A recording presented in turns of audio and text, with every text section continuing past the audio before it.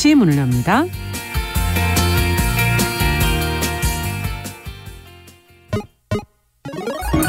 Ladies and gentlemen. 새로운 시각으로 세상을 봅니다. 정용실의 뉴스브런치 뉴스픽. 네, 정용실의 뉴스브런치 청취자 여러분들과 함께하고 있습니다. 오늘도 유튜브 콩앱 그리고 라디오로 들으시면서 의견 보내주시면 저희가 반영하도록 하겠습니다. 감사합니다. 자, 뉴스픽으로 시작을 하죠. 화요일, 목요일 이 두 분과 함께하고 있습니다. 신보라 국민의힘 전 의원 안녕하십니까? 네, 안녕하세요. 조성실 정치하는 엄마들 전 대표 안녕하십니까? 네, 반갑습니다.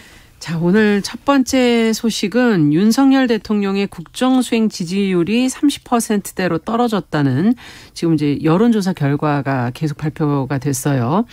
특히 20대 그리고 핵심 지지층이라고 할 수 있는 60, 70대 이탈이 크다라는 분석이 지금 나오고 있는데 주요 내용을 먼저 좀 정리를 해볼까요, 조 대표님? 네, 우선 지금 주목받고 있는 조사는 리얼미터가 지난 4일에서 8일 전국 18세 이상 유권자 2,525명에게 실시했던 조사와 한국사회여론연구소인 그러니까 이제 TBS의 의뢰를 받아서 지난 8일에서 9일 만 18세 이상 성인 남녀 1,002명을 대상으로 실시한 조사에 근거한 것입니다. 네.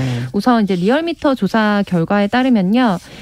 윤 대통령의 국정수행 평가를 물은 결과 잘하고 있다고 응답한 경우가 37%, 잘못하고 있다는 응답이 57.0%에 달했습니다. 네. 또 이와 더불어서 한국사회여론연구소 KSI가 이제 TBS 의뢰로 조사했던 결과 역시 비슷한 결과를 보였는데요. 윤 대통령 국정운영 평가가 긍정 34.5%로 40% 아래로 처음 무너졌고 또 부정평가 역시 같은 기간 8.9%포인트 오른 60.8%를 기록해서 네. 주목을 받고 있습니다. 약간의 차이는 있지만 어쨌든 전반적으로 그 긍정평가, 부정평가가 좀 더 격차를 벌이고 있다라는 것은 이제 사실인 것 같고요. 지지율이 지금 이제 취임 2달 만에 지금 30%대로 하락한 사례는 좀 드문 것으로 보고 있는데 가장 큰 이유가 그럼 어디 있다고 보시는지 이번 결과를 보시면서 두 분의 생각을 좀 들어보고 싶습니다. 신보라 의원께 먼저 여쭤볼까요? 네, 우선 6월 5주 그렇죠. 국정수행 지지율이 그때 당시에는 44%였는데 네네. 불과 한 주 만에 이제 37%까지 이제 떨어지게 됐고 그럼 그 일주일 사이에 도대체 무슨 일이 있었느냐라고 이제 본다면 지금 조사는 8일까지 이제 조사를 하긴 했는데요. 네네. 여론조사, 리얼미터 여론조사가. 근데 이제 징계 자체는 8일에 나왔기 때문에 그 이준석 대표에 대한 징계 결정 그 자체가 영향을 좀 주었다기보다는 징계를 하느냐 마느냐. 그렇죠. 뭐 윤핵관이 개입이 됐느냐 안 됐느냐. 혹은 그러면 전당대회를 향후 하게 되느냐 안 하게 되느냐. 이런 당내 혼란이 가장 큰 영향을 좀 우선 미치지 않았느냐라는 생각이 드는데요. 네. 저는 좀 주목할 만한 지점이 어느 지점이라고 보십니까? 이 폭락에 영향을 미친 요인 중에 리얼미터 여론조사를 보면 서울이 우선 11%포인트가 가장 크게 하락을 한 지역이고요. 지역으로 보면. 네, 네. 연령별로는 20대가 12%포인트로 가장 크게 하락을 했고요. 그 다음으로 떨어진 지역이 대구 경북 이라는 지역입니다. 네. 대구 경북이 9.6%포인트가 하락을 했고요. 또 연령별로는 그 다음 순위로 하락한 연령이 60대가 10.2%포인트로 가장 많이 하락폭이 있었습니다. 네. 그렇게 보자면 20대 지지층과 중도층이 많은 서울에서 지지율이 하락한 부분, 그다음에 대구 경북과 60대 이상 어떻게 보면 보수층으로는 가장 핵심적이자 전통적 지지층이라고 그렇죠. 할 수 있는 곳에서 굉장히 큰 폭락을 하게 된 건데요. 저는 그 두 층의 지지율이 하락한 원인이 조금 다를 수 있다. 핵심적인 원인이. 네. 공통적으로는 아까 말씀드렸던 당내 혼란? 내용이랄지 이런 게 있었지만 네. 20대 지지층의 경우에는 이대남을 대표했던 이준석 대표가 어떤 성산나 무호동의 사실관계를 떠나서 당내 권력 다툼이 희생양이 된 것 아니냐. 이런 부분에 대한 반발심이 가장 크게 작용한 것으로 좀 느껴지고요. 네. 핵심 전통적 지지층의 이탈 가장 큰 원인은 이건 뭐라고 보십니까? 저는 인사 논란과 영부인 행보 문제가 가장 크게 영향을 미치지 않았나 이렇게 보고 있습니다. 네. 특히나 어찌 보면 힘겹게 보수 정권 탄생에 그렇죠. 기여를 핵심 지지층의 입장에선 기여를 했는데 네. 특히 그 대통령의 도어 스태핑 때 전 정권 장관 중에 이렇게 훌륭한 사람 봤나요? 라고 하면서 전 정권과 인사를 비교했던 네. 그 발언과 그다음에 이제 최근 이제 공식 나토 순방 때 영부인 행보에 어떤 민간인이 수행에 함께 참여한 부분에 대한 논란 이런 것들이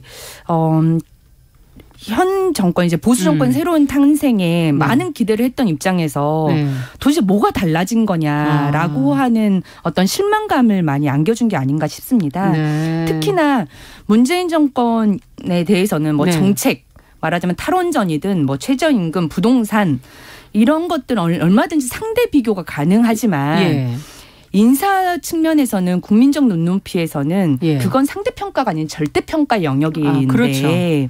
이걸 상대평가의 입장에서 바라보는 건 너무 큰 문제 아니냐. 그런 것들에 대한 실망감이 이 지지율 폭락으로 이어진 것이 아닌가 저는 그렇게 분석을 해보고 있습니다. 그렇군요. 어떻게 보십니까 조성수 대표께서는? 네. 저는 인사청문회 참사라고 할 수 있을 만한 계속되는 지지부진한 현재의 내각 구성이 온전히 사실상 이제 구색을 잘 갖추지 못한 상태가 유지되고 있잖아요. 네. 이제 그 부분과 동시에 경제적으로도 전 세계적인 어떤 여파들이 이제 몰아닥치면서 사실상 윤 정권이 들어서면 이제 경제적인 정책이라든지 부동산이라든지 이런 부분에서 뭐 전통적인 보수색이라고 할 만한 부분을 더 전면에 내세우고 좀 부동산이나 이런 부분이 호황이 될 것이라고 기대했던 어떤 여론도 일정 부분 빠지는 데 기여를 했을 거라고 보고요. 네. 다만 이게 좀 약간 하락세긴 했지만 결정적으로 이제 12% 정도 12, 13%가 뭐 일주일 만에 오르고 긍정평가는 오르고 부정평가는 내리는 어떤 그런 진폭을 보여줬거든요.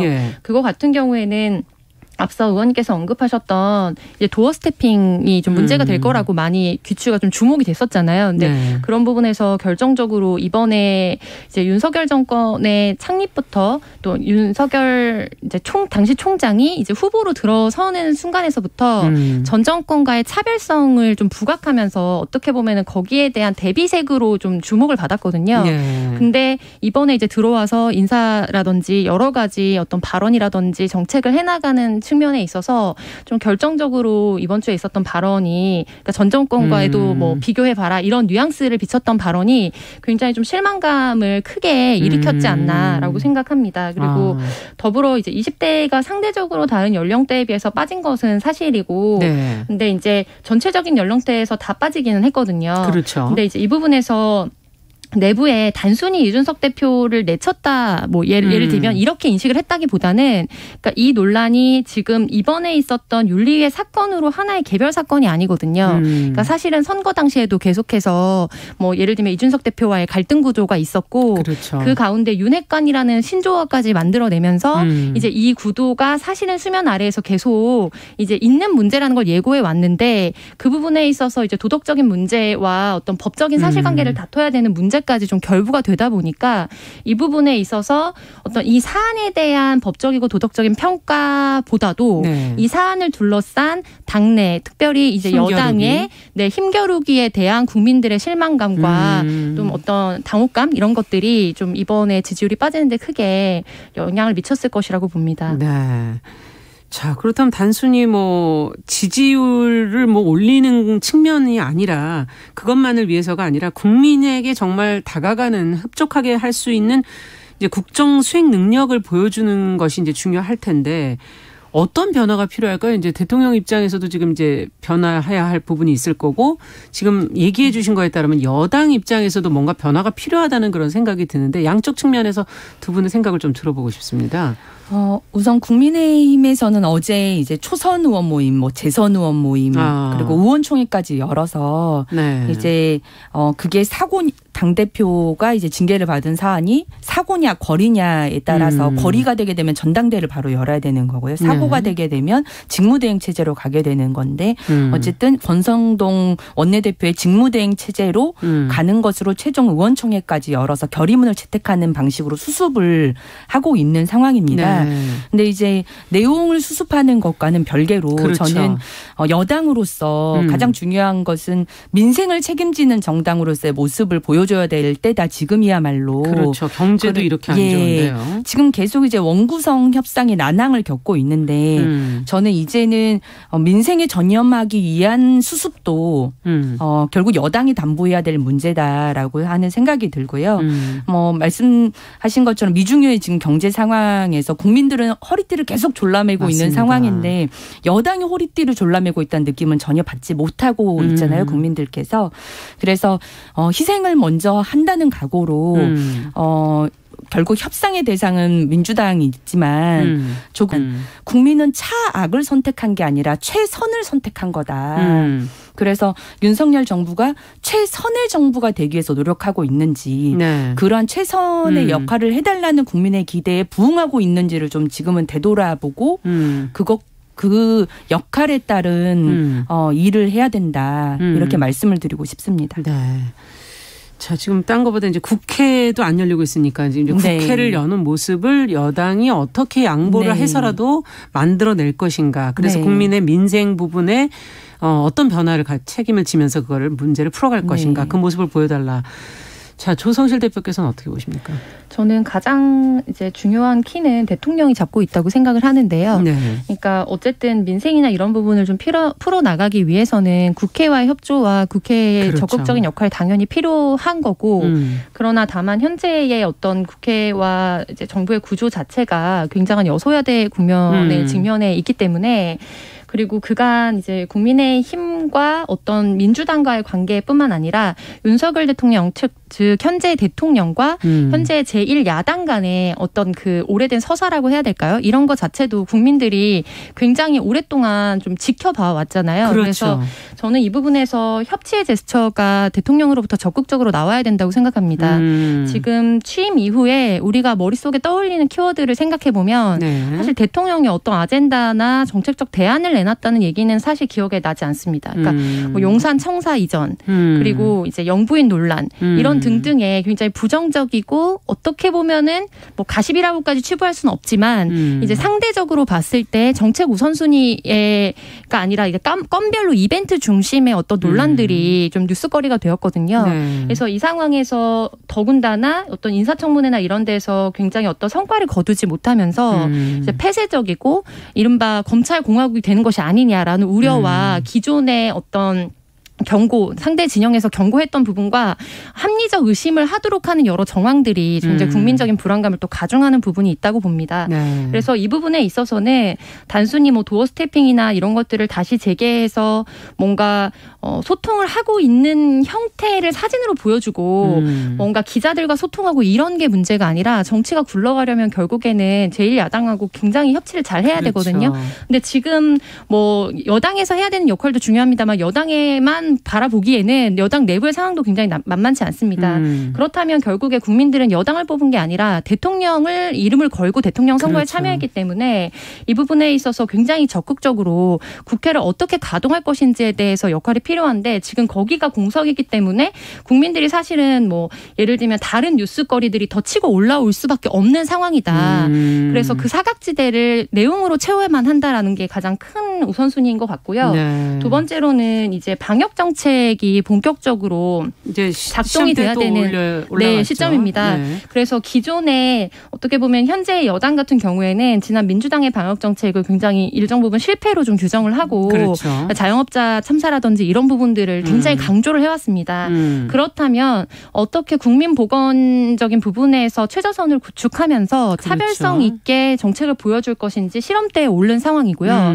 이 부분에 있어서 지금 속속들이 주변에 좀 확진자들이 굉장히 많이 부분이 좀 나오고 있고 이제 계속 늘어날 네, 가능성이 전염력은 높아요. 기하급수적으로 좀 빠르게 가속화되기 때문에 지금부터 이 부분에 있어서 어떤 구축이 돼서 실질적으로 국민들이 딱 위기라고 다시 한번 위기가 왔을 때 이 부분에 있어서 신뢰할 수 없다면 그간의 이른바 K방역으로 불렸던 문재인 정권의 방역을 비토했던 부분들에 있어서마저도 또 비판을 사실은 받게 오히려 되는. 그게 오히려 또 다시 네거티브한 요소로 좀 이제 이런 지지율이나 이런 부분에 영향을 미칠 거라고 보거든요. 그래서 방역 정책을 좀 대비하는 것도 중요해 보이고요. 네. 마지막으로는 지금 현재 관련해서 가장 뭐 건별로 보자면은 이름이 많이 오르내리는 게 윤석열 대통령보다는 영부인의 이름이 훨씬 더 언론에 많이 오르내리는 형국으로 보여요. 네. 우리는 대통령을 뽑은 것인데 대통령이 아니라 대통령의 가족에 관한 어떤 논란거리들이 계속해서 중요한 뉴스로 자리 잡는다는 거는 저는 굉장히 부정적인 사인이라고 보고요. 그러네요. 그래서 영부인의 행보를 대폭 줄이고 네. 그리고 이 부분에 있어서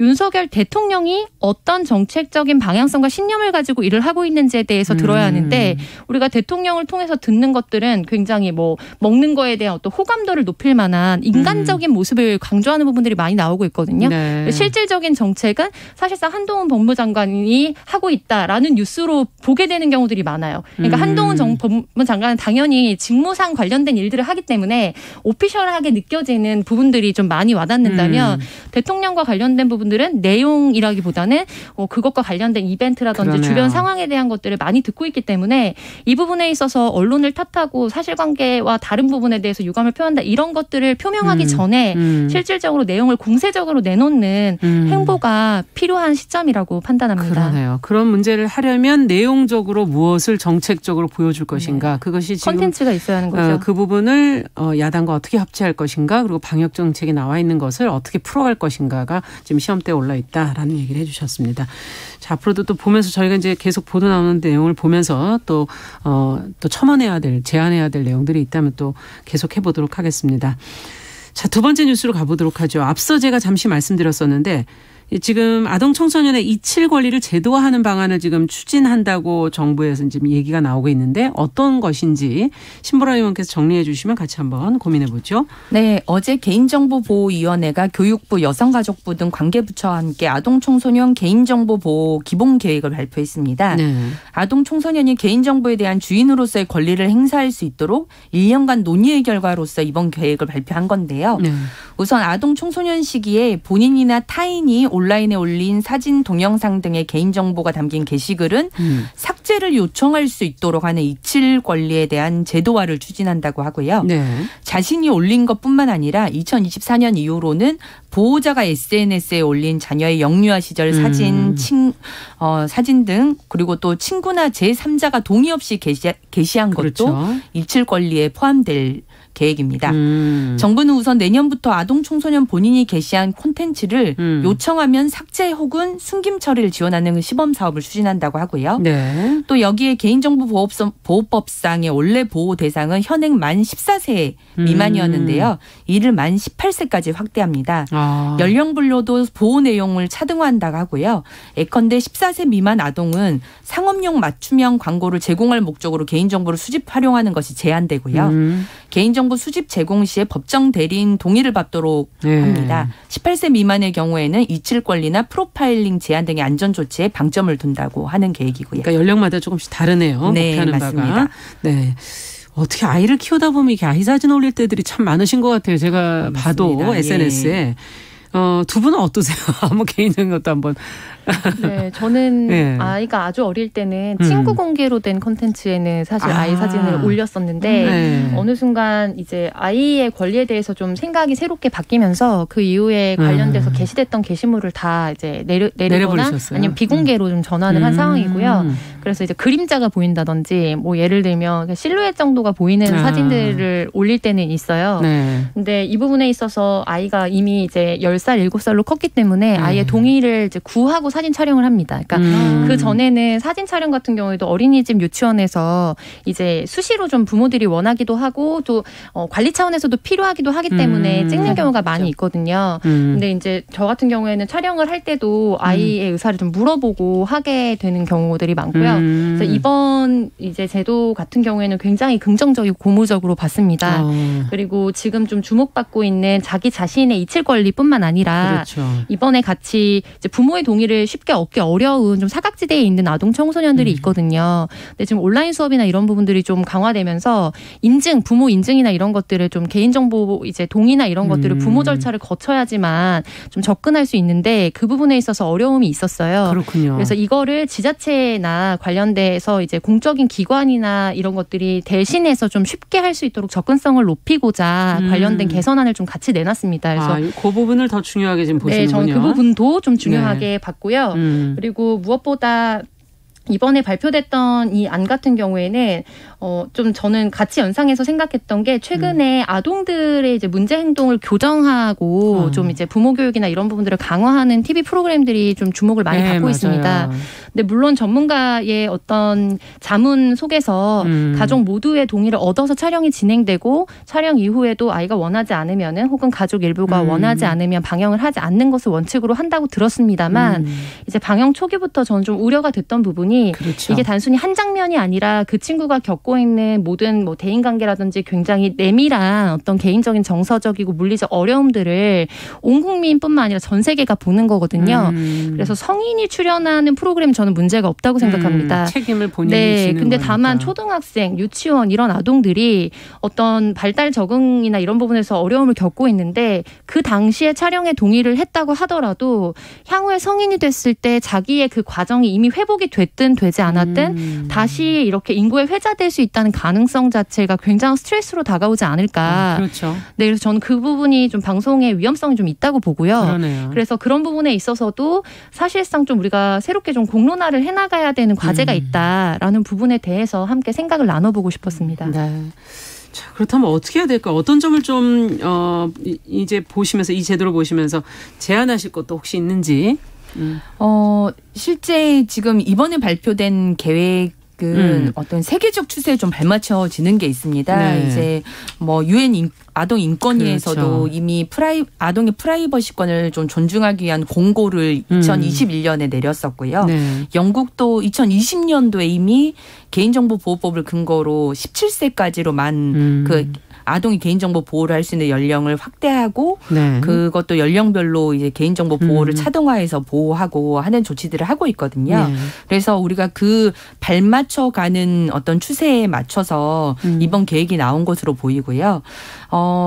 이게 청소년들 같은 경우가 훨씬 이제 게임이나 메신저 등을 많이 사용하기 때문에 개인정보를 의도하지 않게 제공하거나 노출되는 경우들이 굉장히 많습니다. 맞아요. 뭐 이름을 네. 공개한다든지 네네. 아니면 자기가 지금 어디서 무엇을 하고 있다는 위치 정보를 그냥 아무 생각 없이 이게 노출하게 되는 경우들이 많기 때문에 네. 정부가 이번 기본 계획에 그런 개인정보 보호 범위를 확대하는 것뿐만 아니라 그래서 이제 개인정보 보호 관련한 교육을 또 이제 함께 진행을 한다고 해요. 네네. 그래서 학교에서 진행되는 이제 정보 수업의 시수를 좀 많이 늘려서 그 안에 이제 개인정보 보호에 대한 권리를 인식할 수 있는 교육을 이제 포함하고 현장 교육도 이제 강화한다고 하는데 그런 조치들이 함께 이루어져야 좀 의미가 있겠다라는 그러네요. 생각이 듭니다. 대체적으로 긍정적으로 보시네요. 네. 네. 자, 뉴스픽 오늘 조성실 정치하는 엄마들 전 대표 신보라 국민의힘 전 의원 두 분과 함께 뉴스 살펴봤습니다. 오늘 말씀 잘 들었습니다. 감사합니다. 네, 감사합니다. 네, 정용실의 뉴스 브런치 1부 마치고 잠시 후에 돌아오겠습니다.